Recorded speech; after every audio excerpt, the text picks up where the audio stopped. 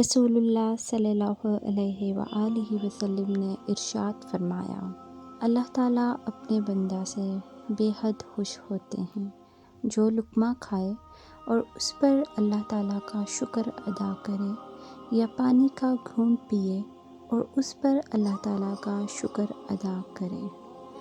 رسول اللہ صلی اللہ علیہ وآلہ وسلم نے فرمایا، جب جنتی جنت میں داخل ہو چکیں گے تو اللہ انہیں مخاطب کر کے فرمائے گا، مزید کسی چیز کی ضرورت ہو تو بتاؤ۔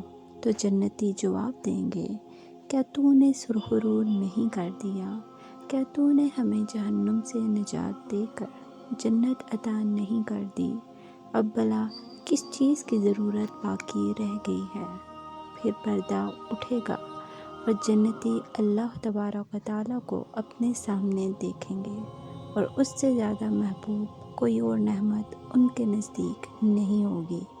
اس پر آپ صلی اللہ علیہ وآلہ وسلم نے قرآن کی یہ آیت تلاوت فرمائی، جس کا ترجمہ ہے، جن لوگوں نے بھلائی کی راہ اختیار کی ان کے لیے اچھا بدلہ ہے اور مزید برآں بھی۔ اگر کوئی اللہ تعالیٰ منہم حقیقی کی عطا کردہ نعمتوں کا ایمان خالص اور عمل صالح کے ذریعے شکر ادا کرتا ہے تو وہ اسے زیادہ روزی دیتا ہے اور دنیا میں معزز و مکرم بنا دیتا ہے۔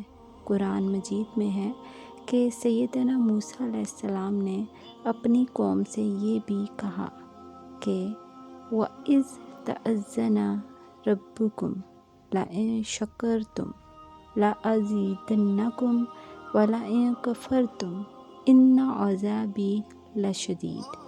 اور جب تمہارے پروردگار نے تمہیں آگاہ کر دیا کہ اگر تم شکر گزاری کرو گے تو بے شک میں تمہیں زیادہ دوں گا، اور اگر تم ناشکری کرو گے تو یقیناً میرا عذاب بہت سخت ہے۔